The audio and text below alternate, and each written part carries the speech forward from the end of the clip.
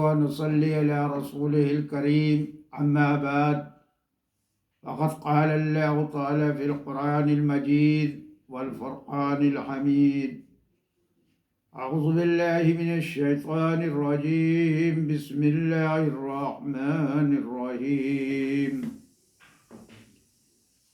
میرے محترم دینی بھائیوں اور بہنوں، السلام علیکم ورحمۃ اللہ وبرکاتہ۔ آپ سب پر اللہ کی رحمت و سلامتی ہو۔ میرے محترم سامعین بھائیوں، آج ہم آپ پر قرآن کے ہم پر کیا حق ہیں اس پر تھوڑی گفتگو کرتے ہیں۔ قرآن کے ہم پر حق، قرآن کے ہم پر بہت سے حق ہیں۔ قرآن کے ہم پہ بہت سے حق ہیں۔ اس کا پہلا حق یہ ہے کہ ہم خود اس کو سمجھیں۔ اس کا پہلا حق یہ ہے کہ اس کو ہم خود پہلے سمجھیں اور اس پر عمل کریں۔ ہمارا اس کا دوسرا حق یہ ہے کہ لوگوں کے سامنے اسے بیان کریں اور پیش کریں۔ کا دوسرا حق یہ ہے کہ لوگوں کے سامنے اس کو بیان کریں اور پیش کریں۔ جب روشنی آتی ہے تو اس لیے نہیں آتی کہ اس کے اوپر آدمی پردہ اور کمبل ڈال دے۔ روشنی آتی ہی اس لیے ہے کہ وہ اپنے ماحول کو روشن کر دے۔ اللہ کی کتاب اس لیے آئی ہے کہ انسانوں کو صحیح راستہ بتائے۔ اس لیے نہیں کہ مخملی کپڑے میں لپیٹ کر رکھ دی جائے یا ڈرائنگ روم کی شیلف میں سجا دی جائے، کبھی کبھار اس کی تلاوت کر لی جائے۔ یہ بات تو اللہ نے وہیں فرما دی جہاں اس نے رمضان کا ذکر کیا اور روزے فرض کیے۔ رمضان وہ مہینہ ہے جس میں قرآن نازل کیا گیا، جو انسانوں کے لیے سراسر ہدایت اور جو سیدھا راستہ دکھانے والی اور حق و باطل میں فرق دکھانے والی ہے۔ یعنی اللہ کہتا ہے کہ یہ جو ہم نے تمہارے ہاتھ میں لوگوں کے لیے چراغ تھمایا ہے، صرف تمہارے ہی لیے نہیں ہے۔ یہ امت اس لیے نہیں بنائی گئی کہ صرف اپنے لیے جیے، یہ امت تو اس لیے بنائی گئی ہے کہ سارے انسانوں کے لیے جیے، اور امت قرآن کے ساتھ سارے انسانوں کے لیے کھڑی کی گئی ہے، اس لیے کہ اس کے پاس تو وہ کتاب ہے جو ساری انسانوں کے لیے ہدایت کا چراغ ہے۔ جو لوگ ہماری نازل کی ہوئی روشن تعلیم اور ہدایتوں کو چھپاتے ہیں، حالانکہ ہم انہیں سب انسانوں کی رہنمائی کے لیے اپنی کتاب میں بیان کر چکے ہیں، یقین جانو کہ اللہ بھی ان پر لعنت کرتا ہے اور تمام لعنت کرنے والے بھی ان پر لعنت بھیجتے ہیں۔ یہ کتاب ساری انسانیت کے لیے ہدایت ہے، مگر جو اسے چھپا کر رکھتے ہیں اس کے اوپر اللہ خود بھی لعنت بھیجتا ہے، اور سارے انسان بھی لعنت بھیجتے ہیں۔ اللہ اس لیے لعنت بھیجتا ہے کہ اس نے اتنی بڑی نعمت اس کے ہاتھوں میں دی ہے، مگر یہ اس سے غافل سو رہے ہیں۔ انسان اس لیے لعنت بھیجتے ہیں کہ وہ گمراہی کے اندھیرے میں بھٹکتے پھر رہے ہیں اور ان گنت روگ ان کو لگے ہوئے ہیں۔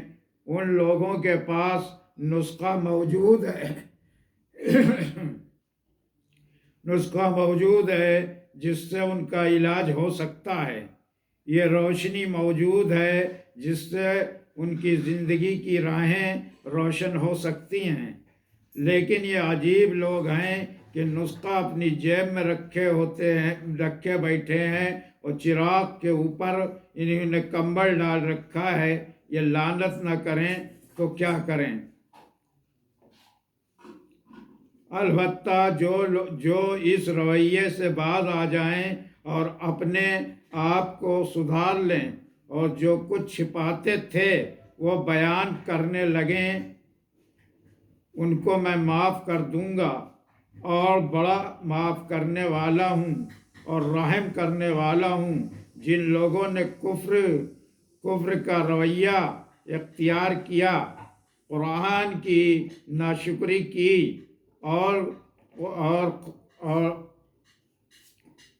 کفر کو حالت ہی میں جان دی، ان پر اللہ اور فرشتوں اور تمام انسانوں کی لعنت ہے۔ اللہ کا انداز بیان دیکھیے، اس کی سختی دیکھیے، اس میں ناراضی اور غصے کی جھلک دیکھیے۔ قرآن میں پیغام کو چھپانے والوں کی اور لوگوں تک نہ پہنچانے والوں پر اس اللہ کی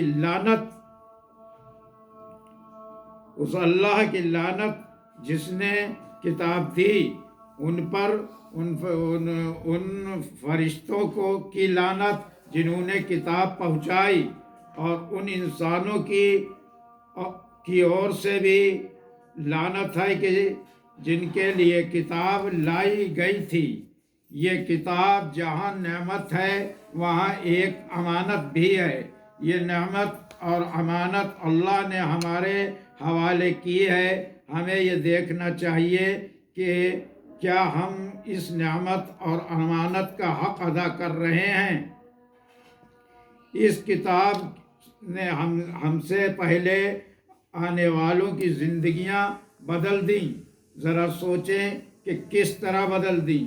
سوال یہ ہے کہ آج ہمیں اس کے ساتھ کیا معاملہ کرنا چاہیے۔ تو میرے محترم دینی بھائیوں اور بہنوں، آج دنیا میں جتنے بھی جھگڑے فساد پھیلے ہوئے ہیں، وہ صرف اور صرف قرآن کو چھوڑ دینے کی وجہ سے ہیں اور قرآن سے دوری کی وجہ سے ہیں۔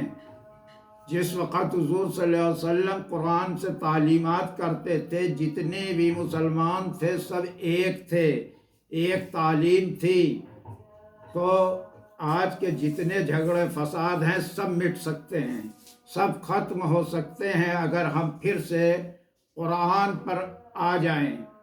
قرآن کو چھوڑ دینے کی ہم پر بہت اللہ کی طرف سے بھی فرشتوں کی طرف سے بھی لعنت ملامت ہے، جس کی وجہ سے ہم مصائب کا شکار رہتے ہیں۔ آج ہر آدمی اپنے کو اچھا کہتا ہے اور دوسرے کو برا کہتا ہے۔ یہ سب فتنہ فساد ہے۔ ارے بھائی، کتاب ہمارے سامنے قرآن مجید رکھا ہے، یہی تو وہ دین ہے جو آسمان سے آیا ہے۔ اس میں آپ دیکھ لیجئے کہ آپ راہ حق پر ہیں یا نہیں ہیں۔ جھگڑے کی تو کوئی بات ہی نہیں اگر قرآن بیچ میں لایا جائے، لیکن جو لوگ جن کی خوراک ہی جھگڑا کرنا فساد کرنا ہے، وہ قرآن کو بیچ میں کیوں لائیں گے؟